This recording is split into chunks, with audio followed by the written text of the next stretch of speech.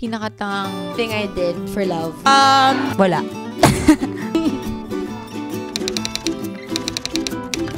Yung pinakatangang nagawa ko for love was siguro pumunta lang ako sa ibang bansa bigla. Tapos nilibot ko yung bansang yun para hanapin kung nasan siya. Patuloy-tuloy sa pag-ikot. Was to be martyr. Because, I don't know, if you love someone so much, I think you feel like giving them your all, but they're not giving it back to you.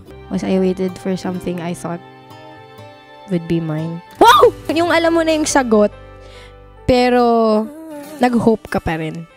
parang wala pa naman. Pero diba pag in love ka, tanga ka naman talaga. So baka in general na lang yun.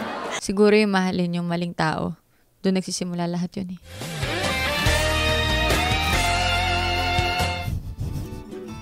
Isa pa. Tatawa.